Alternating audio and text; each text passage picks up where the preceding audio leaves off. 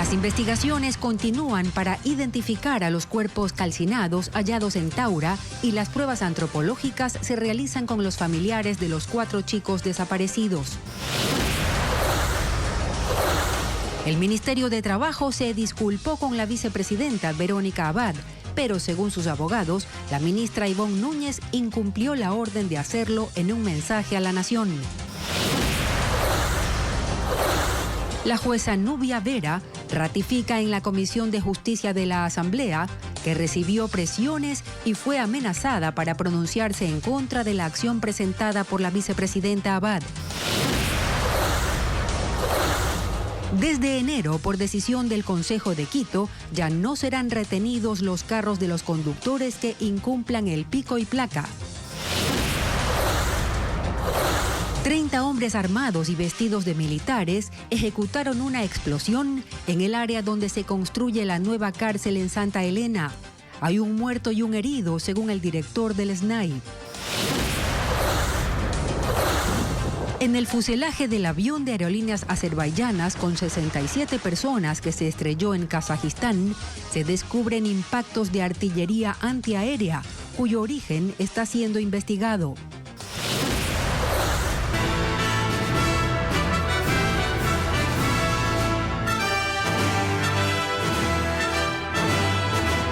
Buenas tardes, amigos, bienvenidos. Iniciamos con la información este jueves 26 de diciembre, con un caso que sigue sin resolverse sobre los 4 menores desaparecidos en Guayaquil. María Isabel. Así es, Gaby y amigos, buenas tardes. Este caso que ha movido a la sociedad civil a exigir respuestas por parte de las autoridades.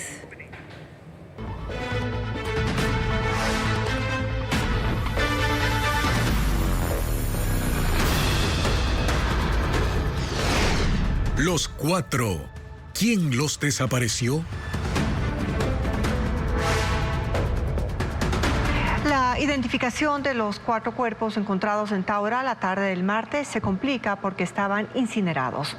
Los peritos entrevistaron a las familias de los menores desaparecidos en busca de características físicas de los adolescentes, pero si ese proceso falla, se tendrá que recurrir a pruebas de ADN. Melín Ochoa con la información. Los 4 cuerpos con huellas de tortura fueron encontrados la tarde del martes junto al río Taura en el recinto Casa de Zinc del Cantón Naranjal en la provincia del Guayas. Es una zona de difícil acceso en medio de manglares y a 1,5 kilómetros de la carretera principal. Los equipos de criminalística tuvieron que trasladarse en lanchas. Los cadáveres fueron llevados al Laboratorio de Criminalística y Ciencias Forenses en el sur de Guayaquil, hasta donde llegaron los padres y familiares de los hermanos Ismael y Josué Arroyo, de 15 y 14 años, y sus amigos Saúl Arboleda, de 15, y Steven Medina, de 11 años. Todos desaparecidos el 8 de diciembre, luego de un operativo militar. En el sitio también estuvieron los abogados de la Comisión Permanente por la Defensa de los Derechos Humanos, que apoya legalmente a las familias. Fue imposible identificar los cuerpos por medio de huellas dactilares porque estaban calcinados. Empezaron entonces los exámenes de antropología. Y eso tiene que ver con la información que las familias se están dando en cuanto a heridas que hayan tenido antes, los chicos, ¿no? Prótesis y otro tipo de, digamos, características fisiológicas que los chicos presenten. Los resultados de este segundo proceso podrían estar listos el lunes, pero dado que algunas partes están incompletas por la calcinación, los abogados piensan que será necesario realizar pruebas de ADN, un proceso que tomaría un mes. De ser así, solicitarán al Ministerio del Interior la participación de laboratorios internacionales para agilizar los resultados. Para que eso, en el peor de los casos, se active y hacer que el lapso de espera angustiante sea el menor posible. Los padres de los 4 desaparecidos se aferran a que ellos aún están vivos. Piden que no dejemos de buscar a los 4 chicos hasta que los resultados de criminalística sean oficiales. Para ellos, los 4 niños aún siguen con vida y hay que buscarlos. La mañana de este jueves llegó hasta la morgue el director del Servicio Nacional de Medicina Legal y Ciencias Forenses y un equipo de la Fiscalía, pero no dieron declaraciones. En paralelo, se esperan los resultados de la autopsia para determinar las causas de muerte de los cuerpos encontrados en Taura. Se espera que este jueves un juez de Guayaquil fije hora y fecha para la audiencia de formulación de cargos e inicio de instrucción fiscal contra 16 militares por el delito de desaparición forzada contra 4 adolescentes en el sur de Guayaquil. La actualización de este proceso judicial con Bessie Granja. Será en la Unidad Judicial Penal Valdivia, en el sur de Guayaquil, donde se realice la audiencia de formulación de cargos e inicio de instrucción fiscal por el delito de desaparición forzada en contra de 16 militares de la Fuerza Aérea Ecuatoriana, vinculados en la desaparición de los adolescentes Nehemías Arboleda, Steven Medina y los hermanos Josué e Ismael Arroyo, ocurrida el pasado 8 de diciembre. La decisión se adoptó este 24 de diciembre luego de que la jueza Tanya Loor aceptó el recurso de habeas corpus solicitado por las familias de los menores en coordinación con el Comité Permanente por la Lucha de los Derechos Humanos. Según la magistrada, se encontraron elementos que hacen presumir que los 16 militares, quienes detuvieron a los adolescentes, no cumplieron con los protocolos establecidos para estos casos, como solicitar cooperación de la Policía Especializada en Niños, Niñas y Adolescentes, DINAPEN. Además, que no existe para las Fuerzas Armadas la facultad de intervenir en procedimientos contra menores de edad, peor aún, en conflicto con la ley. En una entrevista radial durante esta mañana, el ministro Giancarlo Lofredo confirmó que los 16 integrantes de la FAE se encuentran bajo custodia militar. Bajo custodia militar no de sus pares, sino de oficiales y de inteligencia para asegurar que no vaya a haber la posibilidad de que se nos llegue a extraviar alguno de ellos. En caso de que sean requeridos por la Fiscalía, dijo el ministro, serán las Fuerzas Armadas las responsables de trasladarlos a rendir declaraciones o para cualquier otra diligencia. El delito de desaparición forzada por el que se investiga el caso de los 4 adolescentes de Guayaquil podría generar responsabilidad internacional para el Estado si no se investiga y repara a las víctimas. 16 militares son investigados por este delito, informa Jacqueline Rodas. El delito de desaparición forzada, por el que son investigados los 16 militares involucrados en el caso de los 4 niños y adolescentes de Guayaquil, se sanciona hasta con 26 años de prisión. Para que se configure, debe tomarse en cuenta 5 elementos: que sea un agente del Estado el que prive de libertad a una persona, seguido de la falta de información, negarse a reconocer la privación de libertad o negarse a informar sobre el paradero o destino de la persona. Es un delito que parte de varias presunciones y parte de presunciones precisamente por la obligación que tiene el Estado de responder por la persona privada de la libertad. Entonces, hasta que no se aclare qué pasó con los chicos, el delito ya se configuró. David Cordero es experto en derechos humanos y ha litigado en el sistema interamericano. Según él, este caso cumple con esos elementos e incluso podría generar responsabilidad internacional para el Estado. Cuando son agentes del Estado, la responsabilidad es directa. Es decir, si es que no existe un resultado de la investigación, inmediatamente el Estado va a ser responsable. En la audiencia de habeas corpus se presentaron más casos de posible desaparición forzada durante la actual militarización, señala el experto. Por eso advierte que hay que tomar correctivos urgentes antes de que el Estado enfrente acusaciones más graves, como delitos de lesa humanidad. Se tiene que dar un mensaje muy claro de la altísima responsabilidad que tienen las Fuerzas Armadas y la Policía Nacional de respetar la ley, de respetar la Constitución, los tratados internacionales y de que pueden ser responsables por esto. Hay que apoyarles mientras cumplan la ley. Las declaraciones del ministro de Defensa y del jefe del Comando Conjunto de las Fuerzas Armadas, intentando deslindar responsabilidad de los militares o acusando a las víctimas, también puede generar responsabilidades penales o usarse como elementos en contra del Estado en litigios internacionales. El Ministerio de Trabajo publicó un comunicado de disculpas públicas a la vicepresidenta Verónica Abad, con el que no están de acuerdo sus abogados. Ellos dicen que la cartera de Estado no cumple la sentencia, pues las disculpas deben emitirse en cadena nacional. Fabiola Santana con las reacciones. El Ministerio del Trabajo sí emitió disculpas públicas a la vicepresidenta Verónica Abad, pero no cumplió con la sentencia de la jueza. Esto lo dicen los abogados de la vicepresidenta. El comunicado del ministerio se publicó a 3 días de que la jueza Nubia Vera determinó la vulneración de los derechos de Verónica Abad y ordenó emitir disculpas públicas como medida de reparación. La cartera de gobierno publicó en su portal web y en redes sociales: se extienden disculpas públicas a la accionante María Verónica Abad Rojas al decidir la juzgadora otorgarle el derecho a ser funcionaria pública bajo el régimen de la Ley Orgánica de Servicio Exterior y no servidora pública bajo el régimen de la Ley Orgánica de Servicio Público LOSEP. Aunque aclaró que la jueza ratificó la competencia del Ministerio del Trabajo y ordenó continuar con la sustanciación del sumario administrativo. Para los abogados de la vicepresidenta, el Ministerio del Trabajo no cumple con la sentencia, pues las disculpas públicas deben ser emitidas por la ministra de Trabajo, Ivonne Núñez, en un mensaje a la Nación. El comunicado fue firmado por la cartera de Estado. No cumple los parámetros de reparación integral. El mensaje no es ese. Eso parece un comunicado como no quiero ser Oscar en el trato, pero como un berrinche, ¿no? Como, lo hago porque me toca. Ni siquiera lo han hecho bien. Ellos acudirán a la jueza y en caso de que no logre el cumplimiento de su resolución, podrían interponer una acción de incumplimiento en la Corte Constitucional que contempla sanciones de destitución. Ya la declaración de derechos está. La declaración de derechos vulnerados, ojo, ya está. Entonces, lo que ellos tienen que hacer es acatar y cumplir. Pero aún en eso vemos una actitud indiferente por parte del Ministerio de Trabajo y hasta prepotente, ¿no? Porque ni siquiera están haciendo caso a la justicia. La defensa de Abad espera no tener que llegar a esas instancias. Gracias, Ecuador. Un avión de aerolíneas azerbaiyanas con 67 personas a bordo se estrelló en Kazajistán.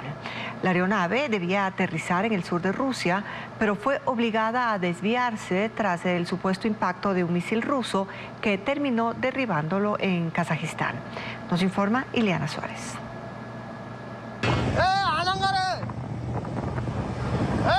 Un video difundido en redes sociales muestra los minutos previos a la caída. El avión de Azerbaijan Airlines pierde altura de manera repentina y luego logra estabilizarse de forma momentánea. Pero a pesar de las maniobras del piloto, el avión se estrelló, dando paso a un incendio.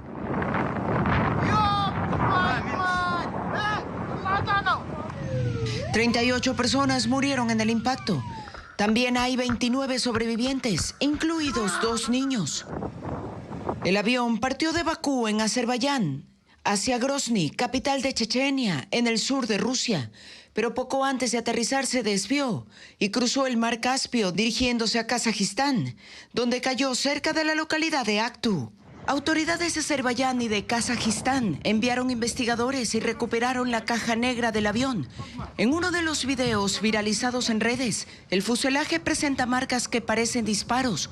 Por ello, no descartan que los daños sean provocados por un ataque ruso, aunque autoridades de ese país sostienen que pudieron ser causados por un dron ucraniano. Se investiga además por qué los sistemas de localización de la nave fueron desactivados cuando volaba sobre Rusia, dejándola fuera del alcance de los radares, y solo fueron reconectados cuando el avión volaba sus últimos minutos sobre Kazajistán. El gobierno calificó como un acto terrorista a la explosión registrada en el lugar donde se construye la nueva cárcel de Santa Elena. El hecho dejó una persona fallecida y otra herida. Además, 5 personas fueron secuestradas temporalmente. La primera imagen que da este pueblo es capaz de confundir a cualquiera. Parece un lugar tranquilo y lleno de paz, pero solo parece.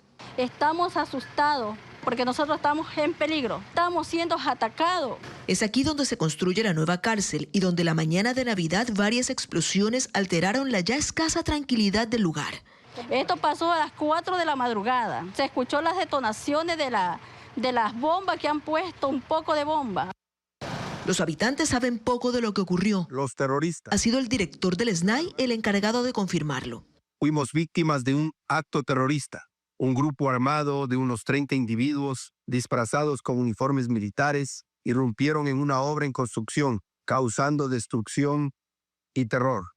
y también confirmó que en el ataque murió un trabajador y que un militar resultó herido. Este ataque revela la alianza entre grupos criminales y ciertos sectores políticos que, en lugar de rechazar estos actos, los utilizan para frenar el avance del gobierno. No solo eso, 5 personas fueron temporalmente retenidas, incluyendo al jefe de campamento, un ingeniero de sistemas, un técnico hidrosanitario y 2 guardias de seguridad, quienes, gracias al inmediato accionar de la fuerza pública, ya fueron liberados. La zona de la explosión está acordonada y el pueblo militarizado. Los habitantes de Juntas del Pacífico han subido un nivel más en su temor diario. Un bus se volcó y cayó 120 metros al abismo en la comunidad Atapo-Larcapamba, en el cantón Guamote, en Chimborazo, dejando 3 muertos y 8 heridos. 5 horas les tomó el levantamiento de los cuerpos a los agentes, quienes además indicaron que se investiga si la causa del accidente sería una falla mecánica. Los heridos fueron llevados a hospitales de Guamote y Riobamba, mientras los cuerpos fueron trasladados hasta la morgue de Riobamba. El Ministerio de Energía prepara la llegada de una tercera barcaza de generación eléctrica. El proceso de contratación concluyó y ese equipo estará entregando energía en enero. La segunda barcaza en el río Guayas empezó su producción de forma experimental. La barcaza turca Murat Bey de Car Power Ship empezó las pruebas de operación y estará lista la próxima semana para entregar 100 megavatios de electricidad al país. Con ella, el Ecuador completará 200 megavatios de electricidad llamada flotante, contratada por la emergencia. Los detalles de su contratación no se han hecho públicos. Estuvo a cargo de la electrogeneradora del Austro, Elecaustro, y según el Ministerio de Energía, incluye generar durante al menos 6 meses. Se podrá alargar y se pagará solo por la energía suministrada, cuya cantidad se definirá diariamente. Hay entonces una diferencia con el contrato de la barcaza Emre Bey de la turca Car Power Ship, que también genera 100 megavatios desde septiembre, pero fue contratada por 1 año y medio por $115 millones. La ministra de Energía, Inés Manzano, anunció el miércoles que el 6 de enero llegará al país una tercera barcaza, también de 100 megavatios. Fue contratada por Elecaustro bajo condiciones similares a la segunda. El plan del ministerio es que en enero haya 300 megavatios disponibles de energía flotante con las 3 barcazas. Según la ministra, hay otros 2 contratos en curso para generación en tierra. Uno es para generadores por 20 megavatios que serán instalados en la central El Descanso y fue firmado con el consorcio Prime Energy Group. Y el segundo con Electro Vesubio para instalar una turbina a gas que podría generar 15 megavatios. En medio de la negociación de estos contratos, renunció el gerente de Elecaustro, Cristian Piedra. Este viernes los accionistas de la empresa fueron convocados para conocer la renuncia y nombrar al reemplazo de Piedra, quien se hará cargo del desarrollo de los contratos firmados. La jueza Nubia Vera denunció ante la Asamblea que recibió amenazas para resolver en contra de la vicepresidenta Verónica Abad en la acción de protección presentada contra el Ministerio de Trabajo.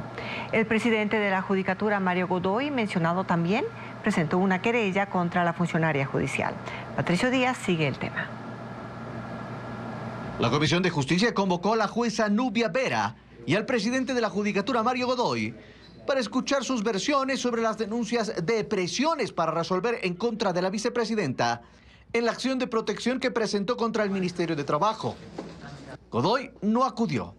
La comisión escuchó a la jueza Vera, que en su intervención reseñó las ocasiones en que la convocaron el director provincial de la Judicatura, un asesor del presidente del Consejo y el mismo Mario Godoy. Dice que le advirtieron que se activarían sumarios administrativos en su contra si no cumplía su pedido. Que ya va a ver que me van a destruir, que van a acabar con mi carrera profesional, que van a acabar con mi vida.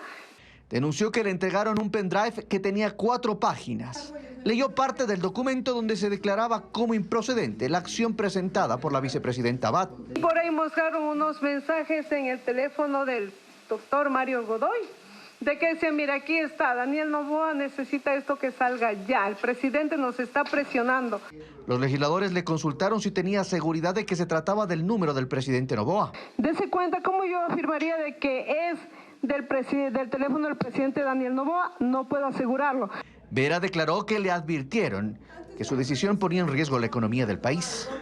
Si usted le concede la acción de protección, esta señora va a causar horrores, la confiabilidad crediticia se pierde y más de 11.000 millones de dólares no van a ser entregados, es decir, que ni su sueldo se va a pagar. La jueza lamentó que el presidente de la Judicatura, Mario Godoy, no se haya presentado para poder encararlo, aunque dice sentir temor por su familia y su vida. Mientras tanto, Godoy presentó una querella por calumnia contra Vera, luego de haber denunciado presiones. El caso lo resolverá la Unidad Judicial Penal de Ñaquito.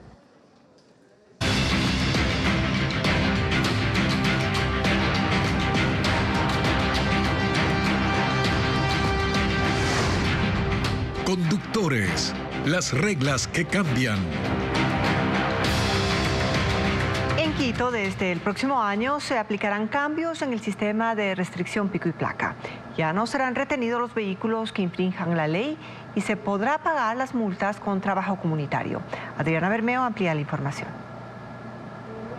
El Consejo Metropolitano de Quito aprobó 3 cambios en el sistema de restricción vehicular conocido como pico y placa, que se aplicarán desde el próximo año, 60 días después de que se notifique a la Agencia Metropolitana de Tránsito.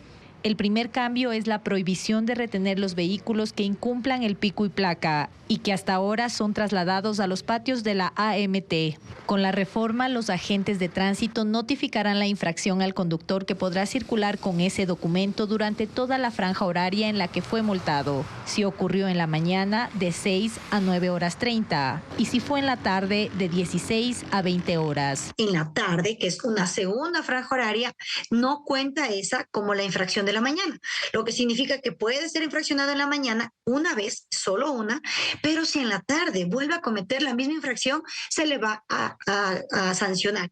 Actualmente, cuando un auto es retenido, el conductor asume el costo de la plataforma o grúa, que oscila entre $50 y $70, y el tiempo que se queda sin movilización, en muchos casos una herramienta de trabajo.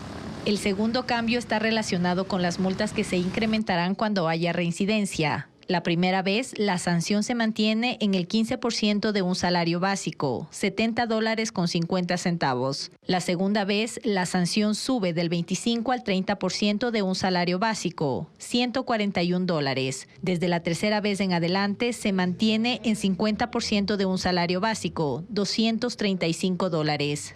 La tercera reforma es que los conductores podrán pagar esas multas con trabajo comunitario. Se pueden hacer parte de las campañas de educación vial. Tenemos señalética en mal estado que necesitamos limpiarla. Hay 1 millón de cosas que se puede hacer. Cada hora de trabajo comunitario será contada como $10 del pago de la infracción. La Agencia Metropolitana de Control supervisará el cumplimiento y pasará un informe a la Agencia Metropolitana de Tránsito para que se subsane la multa. En Quito circula 500,000 de vehículos, sobre los que se aplicarán los cambios del pico y placa. Sin llegar a acuerdos definitivos, se llevó a cabo la primera de las mesas técnicas en las que el municipio de Guayaquil analiza cómo implementará el cobro del impuesto al rodaje vehicular. Este tributo estuvo suspendido durante 4 años, pero a partir del 2025 los valores acumulados serán recaudados de manera retroactiva. Fernando Terranova lo explica. Es oficial.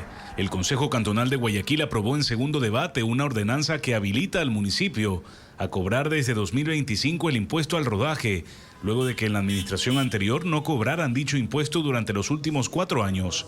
El tema generó desencuentros. Está bien, hay ciertos carros que no les van a cobrar, de 0 a 1000. ¿Qué tipo de carro cuesta $1000? Hay otras personas que se han esforzado para comprar sus carros y van a tener que pagar. Eso es lo de fondo. Esto fue uno de los grandes errores de la administración pasada, que no cobraba impuestos, pues. No tenía plata, tenía hecho pedazos el sistema financiero de recaudación del municipio de Guayaquil.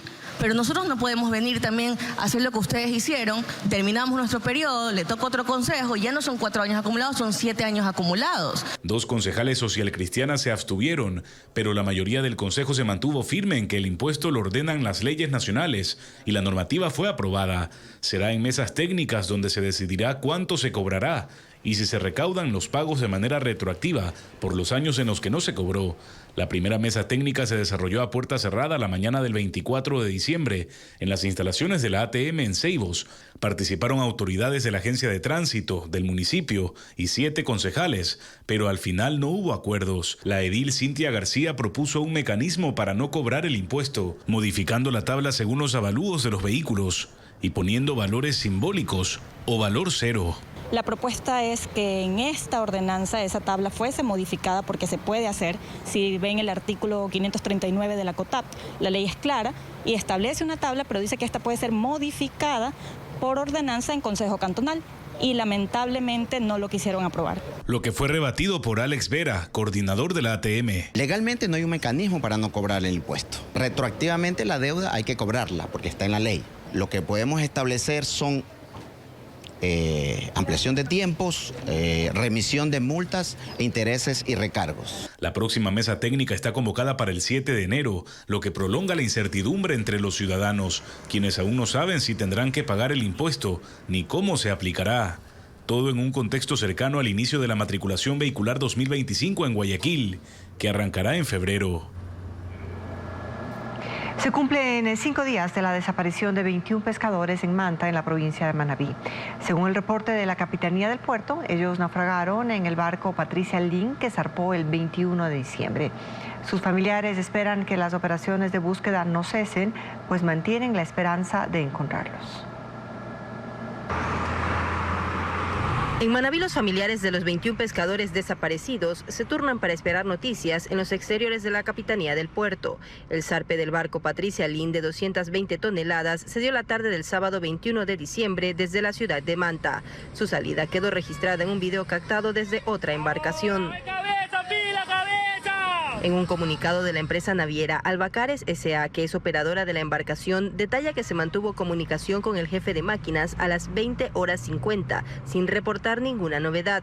La última señal del barco fue detectada a la 1:50 de la madrugada del domingo y desde allí se perdió el contacto. Que regresen con vida y si lamentablemente pues naufragaron, encontrar sus cuerpos. Es lo único que nosotros como familiares pedimos, que por favor, para darle una cristiana sepultura y saberlos visitar en un lugar donde ellos estén. La Capitanía del Puerto de Manta mantiene activo el protocolo de búsqueda. La madrugada del domingo hallaron 2 balsas salvavidas abiertas sin personas a bordo. También otros pescadores alertaron de utensilios de pesca y víveres que encontraron flotando en alta mar. Estos restos confirman el posible hundimiento accidental del barco a unas 34 millas de distancia del puerto manabita. Según la Armada Nacional, el número de 21 pescadores determinado por los familiares es superior al permiso concedido por la institución. Nosotros en el zarpe tenemos a 17 tripulantes, pero más sin embargo 16 fueron los que embarcaron porque una persona en último momento pues no pudo embarcar. Los demás tripulantes se han embarcado pero sin autorización. Eso ya tiene que dilucidarlo dentro de las investigaciones que ya se aperturó aquí en la Capitanía el expediente sumario para investigar los aspectos técnicos marítimos que sucedieron en este percance. A las labores de la Armada Nacional en alta mar también se incorporó la Brigada de Rescate Acuático del Cuerpo de Bomberos de Manta y se trabaja con un recorrido aéreo para apoyar la búsqueda, que según se manifestó continuará. El barco tenía que permanecer en el mar una semana, pues su regreso estaba previsto para el 28 de diciembre. Ucrania condena el ataque ruso con 70 misiles y 100 drones en plena Navidad. El presidente Volodymyr Zelensky dice que fue un acto inhumano que apuntó a la infraestructura energética para dejar a miles de personas sin calefacción en medio del invierno. También fue atacado un mercado, dejando varios heridos.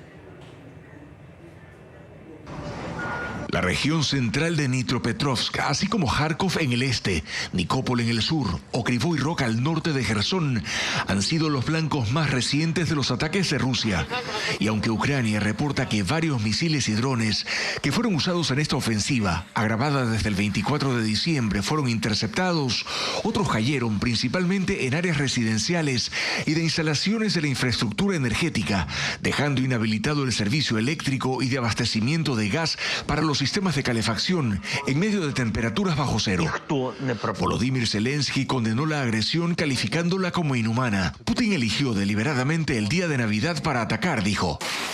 El director de la principal empresa proveedora de energía señaló que se trató de un acto depravado al que hay que responder, mientras que el gobierno de Ucrania pide a los países aliados más defensas aéreas. Pues a los ataques en Navidad, esta mañana se sumó otro con 31 drones contra un mercado, un incidente que también dejó muertos y heridos.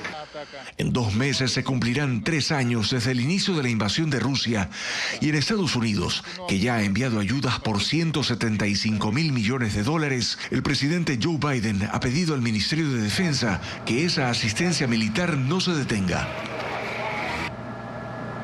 Autoridades de Hawái investigan la aparición de un cuerpo que quedó atrapado en el compartimiento de un tren de aterrizaje de un avión de United Airlines. La aeronave salió del aeropuerto de Chicago hacia Maui en la víspera de Navidad, en la tarde del 24 de diciembre.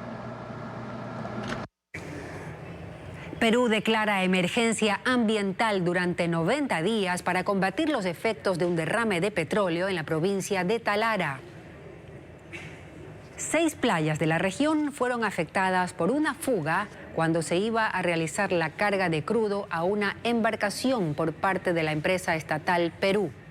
La limpieza ha continuado y ahora se espera que inicien las labores de remediación por este incidente que una vez más se ha producido en costas peruanas. Asia conmemora el tsunami más mortífero de la historia. 20 años después, el jueves 26 de diciembre, se celebran ceremonias para evocar el doloroso recuerdo de las enormes olas que mataron a más de 220.000 personas 2 días después de Navidad. El 26 de diciembre de 2004, un terremoto de magnitud 9.1 frente a la costa occidental de la isla de Sumatra generó enormes olas que barrieron Indonesia, Sri Lanka, India, Tailandia y otros 9 países del Océano Índico, matando a personas en lugares tan lejanos como Somalia. A su velocidad máxima, las olas viajaron a casi 800 kilómetros por hora y alcanzaron alturas de hasta 30 metros. Tigres siberianos retosan en la nieve en un parque en la ciudad china de Shenyang, en el noreste del país. Las recientes caídas de temperatura han supuesto un regalo para los más de 100 felinos en el parque de tigres siberiano. Especialistas los cuidan y también los crían. Los animales aprovecharon el tiempo para jugar con la nieve en el suelo o disfrutar de paseos por los bosques, y algunos incluso se acurrucaban alrededor de un árbol para mantenerse calientes. Los criadores han hecho arreglos adicionales que incluyen mejorar sus dietas y condiciones de vida para ayudar a estos tigres a que disfruten de un invierno más cómodo. Los ecuatorianos podrán gastar con sus tarjetas de crédito hasta $5.188 en el exterior sin pagar impuesto a la salida de divisas. Esto aplica a compras de celulares, ropa, electrodomésticos, comida y viajes. Diego Puente explica cómo se emplea este tributo. Los ecuatorianos que gasten hasta $5.188 en establecimientos del extranjero usando una o varias tarjetas no pagarán el impuesto a la salida de divisas. Esta resolución estará vigente desde el 1 de enero próximo hasta el 2027. Los consumos que superen ese monto pagarán el impuesto, pero solo el excedente de los $5.188. Lo que más paga el ISD son las importaciones, y dentro de las importaciones están consideradas estos consumos que hacen las personas, las familias, con tarjeta de créditos a través de los couriers, porque eso también es un método de importación. Hay 2 consumos especiales, por estudios y por tratamientos médicos, que están exentos de pagar el impuesto. En el caso de estudios se podrá transferir el dinero por la totalidad de los costos relacionados con educación y cobrados directamente por la institución educativa en el extranjero. Se requiere presentar en las agencias del SRI una solicitud de exención, carta de aceptación y matrícula. Claro, se reporta al Servicio de Rentas Internas cuál es el estudio, cuál es el programa, el estudiante, para que la persona que reciba esos recursos no tenga que pagar el impuesto de la salida de divisas.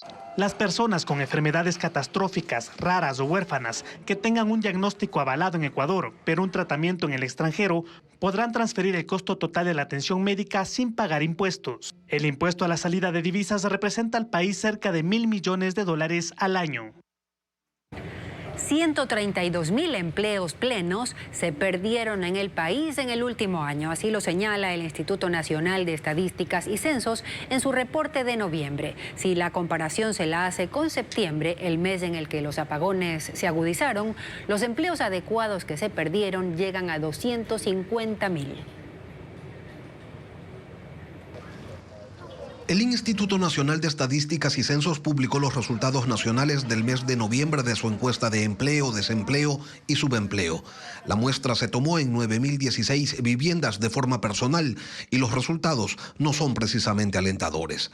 Contrario a los pronunciamientos de autoridades, el INEC señala que el empleo adecuado cayó en el país. Si en noviembre del 2023, cuando asumió el poder el actual gobierno, había 3.037.000 personas con empleo pleno, un año después son 2.905.000. La diferencia es de 132.000 personas. La caída es mayor si la comparación se la hace con el mes que registró la mayor cantidad de personas con empleo adecuado. Ese mes fue septiembre, con 3.155.000 personas, que comparados con el valor de noviembre evidencia una reducción de 250.000 empleos formales. El INEC también recoge las cifras de subempleo y de lo que llaman empleo no remunerado, empleo no pleno y empleo no clasificado. En otras palabras, el trabajo informal. En noviembre del 2023 sumaban todas estas categorías en conjunto 5.160.000 personas. Un año después, el INEC cuenta 5.396.000 ciudadanos en esos registros, un incremento de 236.000 personas a esos tipos de empleo que son de menos de 40 horas, que perciben menos del salario mínimo, y eso cuando tienen una remuneración. La encuesta también presenta los valores de desempleo. En noviembre de 2023 eran 293.581 las personas en esa categoría. Un año después son 322.001. Es decir, hubo un incremento de 28.420 personas al desempleo. Valores que no llaman la atención ante la crisis energética que vivió el país. De hecho, el sector productivo lo alertó y la data oficial solo reconfirma las previsiones. El cobro del impuesto predial en Quito, Guayaquil y Cuenca iniciará el 1 de enero de 2025 con descuentos para los contribuyentes que cancelen los valores tributarios durante los 3 primeros meses del año. Este y otros servicios los detallamos en el siguiente informe.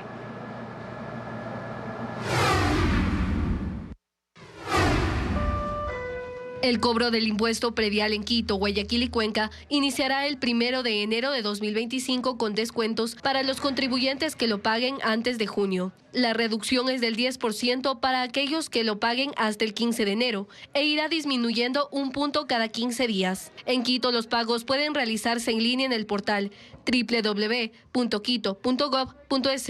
En Guayaquil, desde la página www.guayaquil.gov.es y en Cuenca desde www.cuenca.gov.es. En Quito se ofrece un descuento para las personas que tienen una vivienda que cuesta hasta $81.000. Ellos estarán exonerados durante 5 años y pueden aplicar un descuento del 50% durante 5 años más. La empresa de agua potable en Quito informó que sus usuarios deben actualizar sus datos para recibir la factura de consumo, notas de crédito y notificación de suspensión de servicio.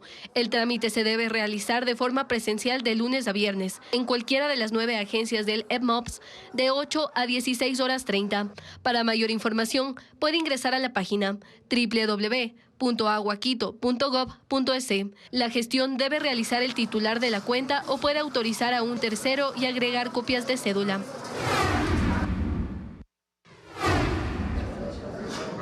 El Registro Civil anunció que el miércoles 1 de enero de 2025 no habrá atención en sus agencias. Durante el feriado nacional, atenderán el jueves 2 y sábado 4 de enero de 8 a 12 del día. Para mayor información sobre los servicios habilitados para esta jornada, debe ingresar al portal www.registrocivil.gov.es. A partir del 6 de enero, atenderán con normalidad de 8 a 17 horas. Y millones de personas se preparan para recibir el nuevo año chino con el tradicional Festival de los Faroles en ese país. Es un show de luces que durará 42 días y hará gala del arte oriental. Un informe conjunto de Ecuavisa con INEX y SMG. En el jardín de Yuyuan, en Shanghái, se levantó un escenario de colores con un concepto de armonía entre el cielo, la tierra y los humanos, donde destaca la serpiente, que es el animal del nuevo año chino. Así será la edición número 30 del Festival de los Faroles, que empieza el 1 de enero y culmina el 12 de febrero. Vengo todos los años y definitivamente volveré después de que se enciendan las luces. Esta vez el show se llama Más allá de las linternas. Estará iluminado durante 42 días para proyectar un ambiente de montañas, bosques y árboles con cientos de pájaros. Según la tradición china, el Año Nuevo se celebrará el 29 de enero del calendario occidental. El precio de la entrada combina con las actividades del consumo dentro del centro comercial y el descuento puede alcanzar hasta 3.000 yuanes, unos $411. No solo es una buena experiencia visual, también estimula el comercio. El evento, considerado Patrimonio Cultural Inmaterial de China, busca mostrarle al mundo las costumbres más tradicionales del país oriental.